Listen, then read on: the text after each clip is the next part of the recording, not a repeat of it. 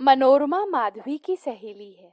बहुत दिनों से उसने मनोरमा को कोई पत्र नहीं लिखा था। अपने पत्र का उत्तर ना पाकर मनोरमा रूठ गई थी। आज दोपहर को कुछ समय निकालकर माधवी उसे पत्र लिखने बैठी थी। तभी प्रमिला ने आकर पुकारा, बड़ी दीदी। माधवी ने सिर उठाकर पूछा, क्या हैरी? मास्टर साहब का चश्मा कहीं खो गया है, एक चश्मा दे दो। माधवी हंस पड़ी, बोली, जाकर अपने मास्टर साहब को कह दे कि क्या मैंने चश्मों की कोई दुकान खोल रखी है। प्रमिला दौड़कर जाने लगी तो माधवी ने उसे पुकारा, कहाँ जा रही है? उनसे कहने, इसके बजाय गुमाश्ता जी को बुला ला। प्रमिला जाकर गुमाश्ता जी को बुला लाई। माधवी ने उनसे कहा, मास्टर साहब का चश्मा खो गया है, उन्हें एक अच्छा सा चश्मा दिलवा दो। गुमाश्ता जी के चले जाने के बाद वह फिर मनोरमा को पत्र लिखने लगी। पत्र के अंत में उसने लिखा, प्रमिला के लिए बाबूजी ने एक टीचर रखा है। उसे आदमी भी कह सकते हैं और छोटा बालक भी कह सकते हैं। ऐसा जान पड़ता है कि इससे पहले वह घर के बाहर कभी नहीं रहा, संसार का कुछ भी नहीं जानता। अगर उसका ध्यान ना रखा जाए, उसकी देख रेख ना की जाए, तो पल भर भी उसका काम नहीं चल सकता। मेरा लगभग आधा समय उसने छीन रखा है। तुम्हें पत्र कब लिखूं? अगर तुम जल्दी आई तो मैं इस अकर्मण्य आदमी को दिखा दूंगी। ऐसा निकम्मा और नकारा आदमी तुमने अपने जीवन में नहीं देखा होगा। खाना दिया जाता है तो खा लेता है, वरना चुपचाप उपवास करके रह जाता है। शायद दिन भर भी उसे इस बात का ध्यान नहीं आता कि उसने खाना खाया है या नहीं। एक दिन भी वह अपना काम आप नहीं चला सकता। इसलिए सोचती हूँ कि ऐसे लोग घर से बाहर निकलते ही क्यों हैं। सुना है उसके माता पिता हैं, लेकिन मुझे तो ऐसा लगता है कि उसके माता पिता इंसान नहीं पत्थर हैं। मैं तो शायद ऐसे आदमी को कभी आंख की ओट भी नहीं कर सकती। मनोरमा ने मजाक करते हुए उत्तर दिया, तुम्हारे पत्र से अन्य समाचारों के साथ यह भी मालूम हुआ कि तुमने अपने घर में एक बंदर पाल लिया है और तुम उसकी सीता देवी बन बैठी हो। फिर भी सावधान किए देती हूँ, तुम्हारी मनोरमा। पत्र पढ़कर माधवी उदास हो गई। उसने उत्तर में लिख दिया, तुम मुंह जली हो, इसलिए यह नहीं जानती कि किसके साथ कैसा मजाक करना चाहिए। प्रमिला से माधवी ने पूछा, तुम्हारे मास्टर का चश्मा कैसा रहा? प्रमिला ने कहा, ठीक रहा। तुम्हें कैसे पता चला? मास्टर साहब उस चश्मे को लगाकर खूब मजे से पढ़ते हैं, इसी से मालूम हुआ।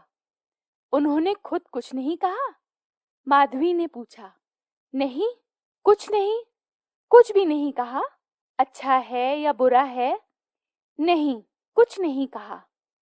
माधवी का हर समय प्रफुल्लित होने वाला चेहरा पल भर के लिए उदास हो गया, लेकिन फिर तुरंत ही हंसते हुए बोली, अपने मास्टर साहब से कह देना कि अपना चश्मा फिर कहीं ना खो दें। अच्छा, कह दूंगी। धत पगली, भला ऐसी बातें भी कहीं कही जाती हैं? शायद वह अपने मन में कुछ ख्याल करने लगे। तो फिर कुछ भी ना कहूं? हाँ, कुछ मत कहना। शिवचंद्र माधवी का भाई है। एक दिन माधवी ने उससे पूछा, जानते हो प्रमिला के मास्टर रात दिन क्या पढ़ते रहते हैं? शिवचंद्र बीए में पढ़ता था। प्रमिला के तुच्छ मास्टर जैसों को वह कुछ समझता नहीं था। उपेक्षा से बोला, कुछ नाटक उपन्यास पढ़ते रहते होंगे, और क्या पढ़ेंगे। लेकिन माधवी को इस बात पर विश्वास नहीं हुआ। उसने प्रमिला के द्वारा सुरेंद्र की एक पुस्तक चोरी से मंगवा ली और अपने भाई के हाथ में देकर बोली, मुझे तो यह नाटक या उपन्यास नहीं दिखाई देता। शिवचंद्र ने सारी पुस्तक उलट पुलट कर देखी, लेकिन उसकी समझ में कुछ नहीं आया। बस इतना ही समझ पाया कि वह इस पुस्तक का एक भी अक्षर नहीं जानता और यह कोई गणित की पुस्तक है।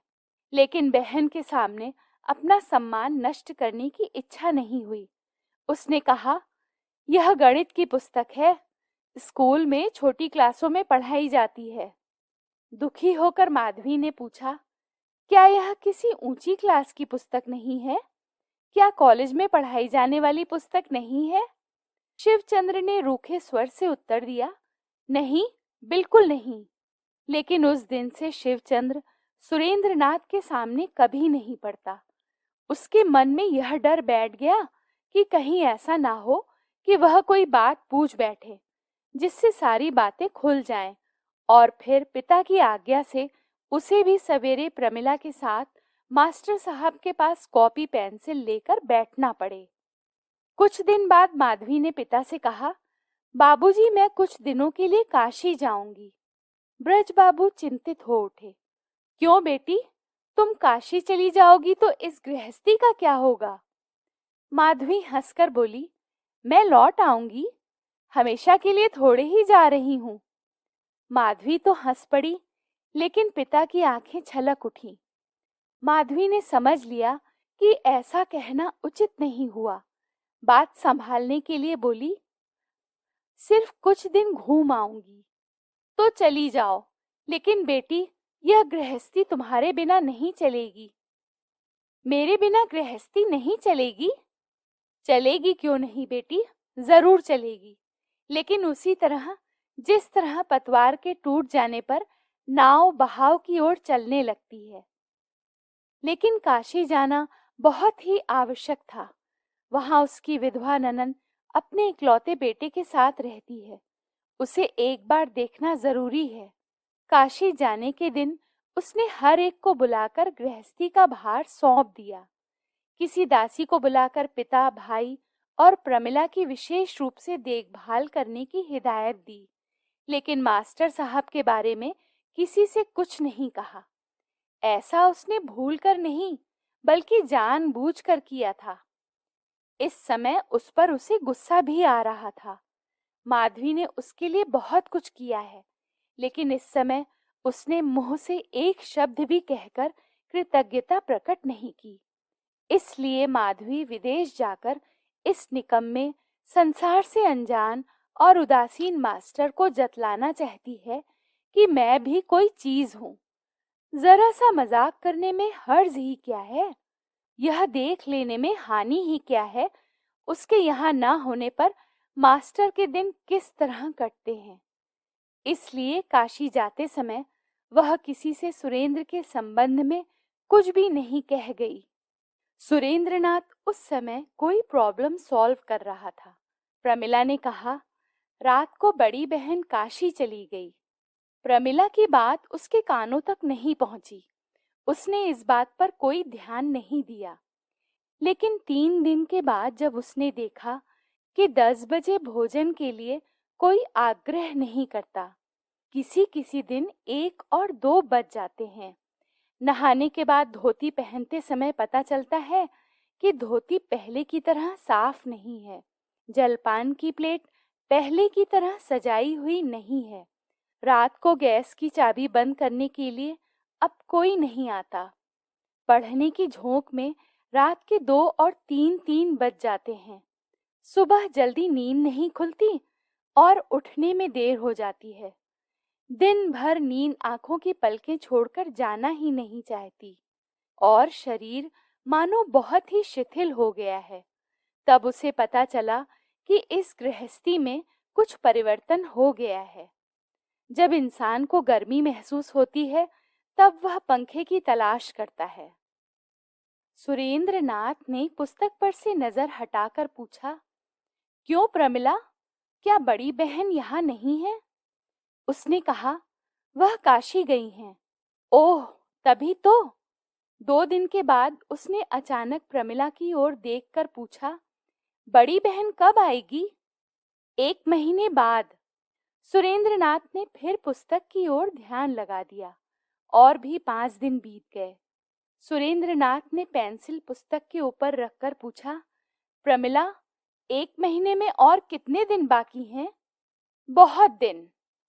पेंसिल उठाकर सुरेंद्रनाथ ने चश्मा उतारा, उसके दोनों शीशे साफ किए और फिर खाली आंखों से पुस्तक की ओर देखने लगा। दूसरे दिन उसने पूछा, प्रमिला, तुम बड़ी बहन को चिट्ठी नहीं लिखती? लिखती क्यों नहीं? जल्दी आने के लिए नहीं लिखा? नहीं। सुरेंद्रनाथ ने गहरी सांस लेकर कहा, तभी तो। प्रमिला बोली, मास्टर साहब, अगर बड़ी बहन आ जाए तो अच्छा होगा। हाँ, अच्छा होगा। आने के लिए लिख दूं? हाँ, लिख दो। सुरेंद्रनाथ ने खुश होकर कहा, आपके बारे में भी लिख दूं? लिख दो। उसे लिख दो कहने में किसी भी प्रकार की दुविधा महसूस नहीं हुई, क्योंकि वह कोई भी लोक व्यवहार नहीं जानता। उसकी समझ में यह बात बिल्कुल नहीं आई कि बड़ी बहन से आने के लिए अनुरोध करना उसके लिए उचित नहीं है। सुनने में भी अच्छा नहीं लगता, लेकिन जिसके ना रहने से उसे बहुत कष्ट होता है और जिसके ना होने से उसका काम नहीं चलता, उसे आने के लिए कहना उसे जरा भी अनुचित प्रतीत नहीं हुआ। इस संसार में जिन लोगों में कौतूहल कम होता है, वह साधारण मानव समाज से कुछ बाहर होते हैं। जिस दल में साधारण लोग रहते हैं, उस दल के साथ उन लोगों का मेल नहीं बैठता। साधारण लोगों के विचारों से उनके विचार नहीं मिलते। सुरेंद्रनाथ के स्वभाव में कौतूहल शामिल नहीं है। उसे जितना जानना आवश्यक होता है, वह बस उतना ही जानने की चेष्टा करता है। इससे बाहर अपनी इच्छा से एक कदम भी नहीं रखना चाहता। इसके लिए उसे समय भी नहीं मिल पाता, इसलिए उसे बड़ी बहन के बारे में कुछ भी मालूम नहीं था। इस परिवार में उसके इतने दिन बीत गए। इन 3 महीनों तक अपना सारा भार बड़ी दीदी पर छोड़कर अपने दिन बड़े सुख से बिता दिए, लेकिन उसके मन में यह जानने की रत्ती भर भी जिज्ञासा नहीं हुई कि बड़ी दीदी नाम का प्राणी कैसा है, कितना बड़ा है, उसकी उम्र क्या है, देखने में कैसा है, उसमें क्या क्या गुण हैं। वह कुछ भी नहीं जानता, जानने की इच्छा भी नहीं हुई और कभी ध्यान भी नहीं आया। सब लोग उसे बड़ी दीदी कहते हैं, सो वह भी बड़ी दीदी कहता है। सभी उसे स्नेह करते हैं, उसका सम्मान करते हैं, वह भी करता है। उसके पास संसार की हर वस्तु का भंडार भरा पड़ा है। जो भी मांगता है उसे मिल जाता है। और यदि उस भंडार में से सुरेंद्र ने भी कुछ लिया है, तो इसमें अचंभे की बात कौन सी है। बादलों का काम जिस तरह पानी बरसाना है, उसी तरह बड़ी दीदी का काम सबको स्नेह करना और सबकी खोज खबर रखना है। जिस समय वर्षा होती है, उस समय जो भी हाथ बढ़ाता है उसी को जल मिल जाता है। बड़ी दीदी के सामने भी हाथ फैलाने पर जो मांगो मिल जाता है। जैसे वह भी बादलों की तरह नेत्रों, कामनाओं और आकांक्षाओं से रहित हैं। अच्छी तरह विचार करके उसने अपने मन में इसी प्रकार की धारणा बना रखी है। आज भी वही धारणा है। बड़ी दीदी के काशी चले जाने की घटना के बाद से ही वह जान गया है कि उनके बिना उसका काम एक पल भी नहीं चल सकता। वह जब अपने घर था, तब या तो अपने पिता को जानता था या विमाता को। वह यह भी समझता था कि उन दोनों के कर्तव्य क्या हैं। किसी बड़ी दीदी के साथ उसका कभी परिचय नहीं हुआ था, और जब से परिचय हुआ है तब से उसने उसे ऐसा ही समझा है। लेकिन बड़ी दीदी नाम के व्यक्ति को ना तो वह जानता है और ना पहचानता। वह केवल उनके नाम को ही जानता है और नाम को ही पहचानता है। व्यक्ति का जैसे कोई महत्व ही नहीं है, नाम ही सब कुछ है। लोग जिस प्रकार अपने इष्ट देवता को नहीं देख पाते, केवल नाम से ही परिचित होते हैं, उसी नाम के आगे दुख और कष्ट के समय अपना संपूर्ण हृदय खोलकर रख देते हैं। नाम के आगे घुटने टेककर दया की भिक्षा मांगते हैं, आंखों में आंसू आते हैं तो पोंछ डालते हैं और फिर सूनी सूनी नजरों से किसी को देखना चाहते हैं, लेकिन दिखाई नहीं देता। अस्पष्ट जिह्वा केवल 2-1 अस्फुट शब्दों का उच्चारण करके ही रुक जाती है। ठीक इसी प्रकार दुख पाने पर सुरेंद्रनाथ स्फुर शब्दों में पुकार उठा, बड़ी दीदी। तब तक सूर्य उदय नहीं हुआ था। केवल आकाश में पूर्वी छोर पर उषा की लालिमा ही फैली थी। प्रमिला ने आकर सोए हुए सुरेंद्रनाथ का गला पकड़कर पुकारा, मास्टर साहब। सुरेंद्रनाथ की नींद से बोझिल पलकें खुल गईं। क्या है प्रमिला? बड़ी दीदी आ गईं? सुरेंद्रनाथ उठकर बैठ गया। प्रमिला का हाथ पकड़कर बोला, चलो देख आएं। बड़ी दीदी को देखने की इच्छा उसके मन में किस तरह पैदा हुई, कहा नहीं जा सकता। और यह भी समझ में नहीं आता कि इतने दिनों बाद यह इच्छा क्यों पैदा हुई। प्रमिला का हाथ थामकर आंखें मलता हुआ अंदर चला गया। माधवी के कमरे के सामने पहुंचकर प्रमिला ने पुकारा, बड़ी दीदी। बड़ी दीदी किसी काम में लगी थी। बोली, क्या है प्रमिला? मास्टर साहब। वह दोनों कमरे में पहुंच चुके थे। माधवी हड़बड़ाकर खड़ी हो गई और सिर पर एक हाथ लंबा घूंघट खींचकर जल्दी से एक कोने में खिसक गई। सुरेंद्रनाथ ने कहा, बड़ी दीदी, तुम्हारे चले जाने पर मैं बहुत कष्ट। माधवी ने घूंघट की आड़ में अत्यंत लज्जा के कारण अपनी जीभ काटकर मन ही मन कहा, छी छी। तुम्हारे चले जाने पर? माधवी मन ही मन कह उठी, कितनी लज्जा की बात है। फिर धीरे से बड़ी नरमी से बोली, प्रमिला, मास्टर साहब से बाहर जाने के लिए कह दे। प्रमिला छोटी होने पर भी अपनी बड़ी दीदी के व्यवहार को देखकर समझ गई कि यह काम अच्छा नहीं हुआ। बोली, चलिए मास्टर साहब। सुरेंद्र कुछ देर हक्का बक्का खड़ा रहा, फिर बोला, चलो। वह अधिक बातें करना नहीं जानता था और अधिक बातें करना भी नहीं चाहता था। लेकिन दिन भर बादल छाए रहने के बाद जब सूर्य निकलता है तो जिस तरह बरबस सब लोग उसकी ओर देखने लगते हैं और पल भर के लिए उन्हें इस बात का ध्यान नहीं रहता कि सूर्य को देखना उचित नहीं है या उसकी ओर देखने से उनकी आंखों में पीड़ा होगी, ठीक उसी प्रकार एक मास तक बादलों से घिरे आकाश के नीचे रहने के बाद जब पहले पहल सूर्य चमका तो सुरेंद्रनाथ बड़ी उत्सुकता और प्रसन्नता से उसे देखने के लिए चला गया। लेकिन वह यह नहीं जानता था कि उसका परिणाम यह होगा। उसी दिन से उसकी देख रेख में कुछ कमी होने लगी। माधवी कुछ लजाने लगी क्योंकि इस बात को लेकर बिंदुमती मौसी कुछ हंसी थी। सुरेंद्रनाथ भी कुछ संकुचित सा हो गया था। वह महसूस करने लगा था कि बड़ी दीदी का असीमित भंडार अब सीमित हो गया है। बहन की देख रेख और माता का स्नेह उसे नहीं मिल पाता, कुछ दूर दूर रहकर हट जाता है। एक दिन उसने प्रमिला से पूछा, बड़ी दीदी मुझसे कुछ नाराज हैं? हाँ। क्यों भला? आप उस दिन घर के अंदर इस तरह क्यों चले गए थे? जाना नहीं चाहिए था। क्यों? इस तरह जाना होता है कहीं? बहन बहुत नाराज हुई थी। सुरेंद्रनाथ ने पुस्तक बंद करके कहा, यही तो। एक दिन दोपहर को बादल घेर आए और खूब जोरों की वर्षा हुई।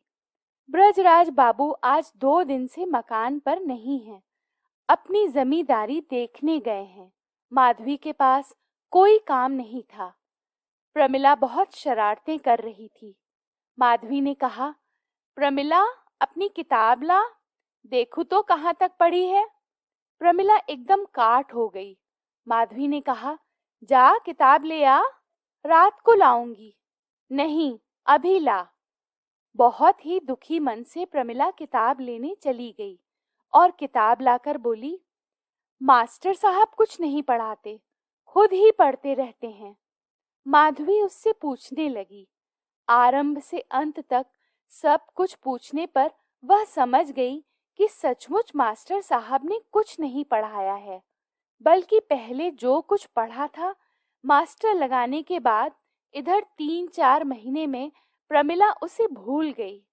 माधवी ने नाराज होकर बिंदु को बुलाया।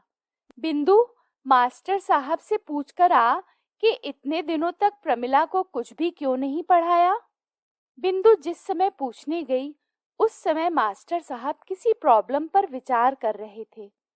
बिंदु ने कहा, मास्टर साहब, बड़ी दीदी पूछ रही हैं कि आपने प्रमिला को कुछ पढ़ाया क्यों नहीं।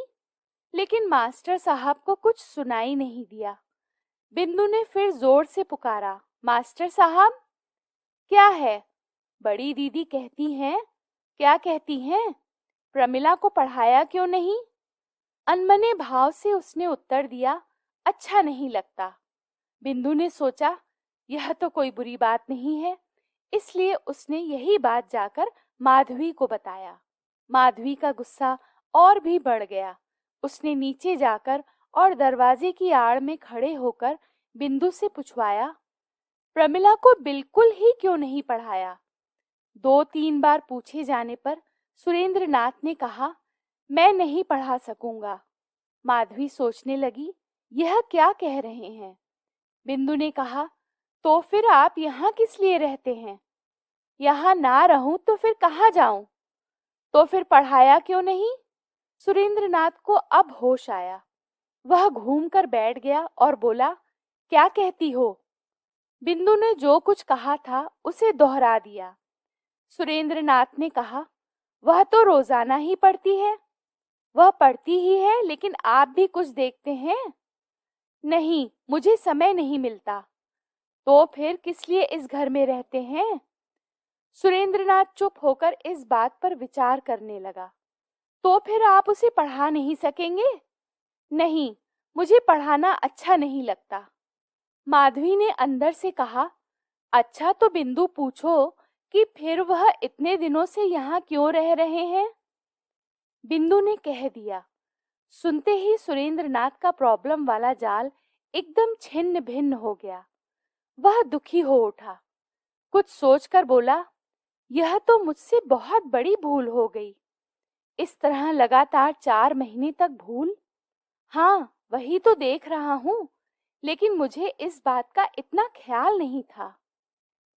दूसरे दिन प्रमिला पढ़ने नहीं आई। सुरेंद्रनाथ ने भी कोई ध्यान नहीं दिया। प्रमिला तीसरे दिन भी नहीं आई। वह दिन भी यूं ही बीत गया। जब चौथे दिन भी सुरेंद्रनाथ ने प्रमिला को नहीं देखा तो एक नौकर से कहा, प्रमिला को बुला लाओ। नौकर ने अंदर से वापस आकर उत्तर दिया, अब वह आपसे नहीं पढ़ेगी। तो फिर किससे पढ़ेगी? नौकर ने अपनी समझ लगाकर कहा, दूसरा मास्टर आएगा।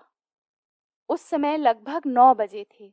सुरेंद्रनाथ ने कुछ देर सोचा और फिर 2-3 किताबें बगल में दबाकर उठ खड़ा हुआ। चश्मा खाने में बंद करके मेज पर रख दिया और धीरे धीरे वहां से चल दिया। नौकर ने पूछा, मास्टर साहब, इस समय कहाँ जा रहे हैं? बड़ी दीदी से कह देना मैं जा रहा हूँ। क्या आप नहीं आएंगे? लेकिन सुरेंद्रनाथ इस बात को नहीं सुन पाया। बिना कोई उत्तर दिए फाटक से निकल गया। 2 बज गए, लेकिन सुरेंद्रनाथ लौटकर नहीं आया। उस समय नौकर ने जाकर माधवी को बताया कि मास्टर साहब चले गए। कहाँ गए हैं? यह तो मैं नहीं जानता। 9 बजे ही चले गए थे। चलते समय मुझसे कह गए थे कि बड़ी दीदी से कह देना कि मैं जा रहा हूँ। यह क्या रे, बिना खाए पिए चले गए? माधवी बेचैन हो उठी। उसने सुरेंद्रनाथ के कमरे में जाकर देखा, सारी चीजें ज्यों की त्यों रखी हैं। मेज के ऊपर खाने में बंद किया चश्मा रखा है, केवल कुछ किताबें नहीं हैं। शाम हो गई, फिर रात हो गई, लेकिन सुरेंद्र नहीं लौटा। दूसरे दिन माधवी ने नौकरों को बुलाकर कहा, अगर मास्टर साहब का पता लगाकर ले आओगे तो 10-10 रुपए इनाम मिलेंगे। इनाम के लालच में वह लोग चारों ओर दौड़ पड़े, लेकिन शाम को लौटकर बोले, कहीं पता नहीं चला। प्रमिला ने रोते हुए पूछा, बड़ी दीदी, वह क्यों चले गए? माधवी झिड़क कर बोली, बाहर जा, रो मत। 2 दिन 3 दिन करके जैसे जैसे दिन बीतने लगे, माधवी की बेचैनी बढ़ने लगी। बिंदु ने कहा, बड़ी दीदी, भला उनके लिए इतनी खोज और तलाश क्यों? क्या कलकत्ता शहर में कोई और मास्टर नहीं मिलेगा? माधवी झल्ला कर बोली, चल दूर हो। एक आदमी हाथ में बिना एक पैसा लिए चला गया है और तू कहती है कि तलाश क्यों हो रही है? यह कैसे पता चला कि उसके पास एक भी पैसा नहीं है? मैं जानती हूँ, लेकिन तुझे इन सब बातों से क्या मतलब? बिंदु चुप हो गई। धीरे धीरे एक सप्ताह बीत गया। सुरेंद्र लौटकर ना आया तो माधवी ने एक तरह जैसे अन्न जल का त्याग ही कर दिया। उसे ऐसा लगता था जैसे सुरेंद्र भूखा है। जो घर में चीज मांग कर नहीं खा सकता, वह बाहर दूसरी से क्या कभी कुछ मांग सकता है? उसे पूरा पूरा विश्वास था कि सुरेंद्र के पास खरीद कर कुछ खाने के लिए पैसे नहीं हैं। भीख मांगने की सामर्थ्य नहीं है, इसलिए या तो छोटे बालकों जैसी असहाय अवस्था में फुटपाथ पर बैठा रो रहा होगा या किसी पेड़ के नीचे किताबों पर सिर रखे सो रहा होगा। जब ब्रज बाबू लौट कर आए और उन्होंने सारा हाल सुना तो माधवी से बोले, बेटी, यह काम अच्छा नहीं हुआ। कष्ट के मारे माधवी अपने आंसू नहीं रोक पाई। उधर सुरेंद्रनाथ सड़कों पर घूमता रहता। 3 दिन तो बिना कुछ खाए ही बिता दिया। नल के पानी में पैसे नहीं लगते, इसलिए जब भूख लगती तो पेट भर नल से पानी पी लेता। एक दिन रात को भूख और थकान से निढाल होकर वह काली घाट की ओर जा रहा था। कहीं सुन लिया था कि वहां खाने को मिलता है। अंधेरी रात थी, आकाश में बादल घिरे हुए थे। चौरंगी मोड़ पर एक गाड़ी उसके ऊपर आ गई। गाड़ीवान ने किसी तरह घोड़े की रफ्तार रोक ली थी, इसलिए सुरेंद्र के प्राण तो नहीं गए, लेकिन सीने और बगल में बहुत गहरी चोट लग जाने से बेहोश होकर गिर पड़ा। पुलिस उसे गाड़ी पर बैठाकर अस्पताल ले गई। 4-5 दिन बेहोशी की हालत में बीतने के बाद एक दिन रात को उसने आंख खोलकर पुकारा, बड़ी दीदी। उस समय मेडिकल कॉलेज का एक छात्र ड्यूटी पर था। सुनकर पास आ खड़ा हुआ। सुरेंद्र ने पूछा, बड़ी दीदी आई हैं? कल सवेरे आएंगी। दूसरे दिन सुरेंद्र को होश तो आ गया, लेकिन उसने बड़ी दीदी की बात नहीं की। बहुत तेज बुखार होने के कारण दिन भर छटपटाते रहने के बाद उसने एक आदमी से पूछा, क्या मैं अस्पताल में हूँ? हाँ। क्यों? आप गाड़ी के नीचे दब गए थे। बचने की आशा तो है? क्यों नहीं? दूसरे दिन उसी छात्र ने पास आकर पूछा, यहाँ आपका कोई परिचित या रिश्तेदार है? कोई नहीं। तब उस दिन रात को आप बड़ी दीदी कहकर किसे पुकार रहे थे? क्या वह यहाँ है? हैं, लेकिन वह आ नहीं सकेंगी। मेरे पिताजी को समाचार भेज सकते हैं? हाँ, भेज सकता हूँ। सुरेंद्रनाथ ने अपने पिता का पता बता दिया। उस छात्र ने उसी दिन पत्र उन्हें लिख दिया। इसके बाद बड़ी दीदी का पता लगाने के लिए पूछा। अगर स्त्रियां आना चाहें तो बड़े आराम से आ सकती हैं। हम लोग उनकी व्यवस्था कर सकते हैं। आपकी बड़ी दीदी का पता मालूम हो जाए तो उनके पास भी समाचार भेज सकते हैं, उसने कहा। सुरेंद्रनाथ ने कुछ देर सोचने के बाद ब्रज बाबू का पता बता दिया। मेरा मकान ब्रज बाबू के मकान के पास ही है। आज मैं उन्हें आपके बारे में बता दूंगा। अगर वह चाहेंगे तो देखने के लिए आ जाएंगे। सुरेंद्र ने कुछ नहीं कहा। उसने मन ही मन समझ लिया था कि बड़ी दीदी का आना असंभव है। लेकिन छात्र ने दया करके ब्रज बाबू के पास समाचार पहुंचा दिया। ब्रज बाबू ने चौंक कर पूछा, बच तो जाएगा ना? हाँ, पूरी आशा है। ब्रज बाबू ने घर के अंदर आकर अपनी बेटी से कहा, माधवी, जो सोचा था वही हुआ। सुरेंद्र गाड़ी के नीचे दब जाने के कारण अस्पताल में है। माधवी का समूचा व्यक्तित्व कांप उठा।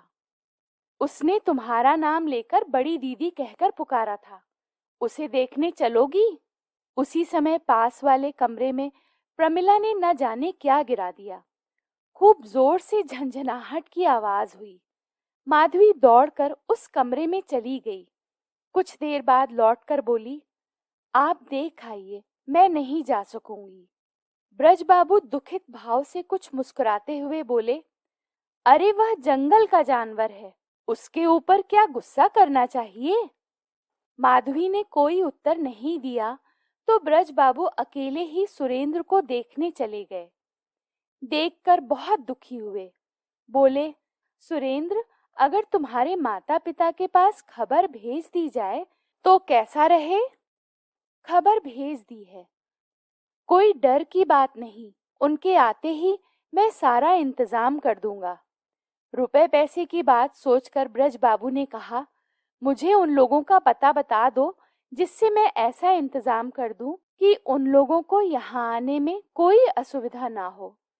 लेकिन सुरेंद्र इन बातों को अच्छी तरह समझ न सका। बोला, बाबूजी आ जाएंगे, उन्हें कोई असुविधा नहीं होगी। ब्रजबाबू ने घर लौटकर माधवी को सारा हाल सुना दिया। तब से ब्रजबाबू रोजाना सुरेंद्र को देखने के लिए अस्पताल जाने लगे। उनके मन में उसके लिए स्नेह पैदा हो गया था। एक दिन लौटकर बोले, माधवी, तुमने ठीक समझा था, सुरेंद्र के पिता बहुत धनवान हैं। माधवी ने उत्सुकता से पूछा, कैसे मालूम हुआ। उसके पिता बहुत बड़े वकील हैं, वह कल रात आए हैं। माधवी चुप रही। सुरेंद्र घर से भाग आया था, ब्रजबाबू ने बताया। क्यों? उसके पिता के साथ आज बातचीत हुई थी, उन्होंने सारी बातें बताईं। इसी वर्ष उसने पश्चिम के एक विश्वविद्यालय से सर्वोच्च सम्मान के साथ एमए पास किया है। वह विलायत जाना चाहता था, लेकिन लापरवाह और उदासीन प्रकृति का लड़का है। पिता को विलायत भेजने का साहस नहीं हुआ, इसलिए नाराज होकर घर से भाग आया था। अच्छा हो जाने पर वह उसे घर ले जाएंगे। निश्वास रोककर और उमड़ते हुए आंसुओं को पीकर माधवी ने कहा, यही अच्छा है।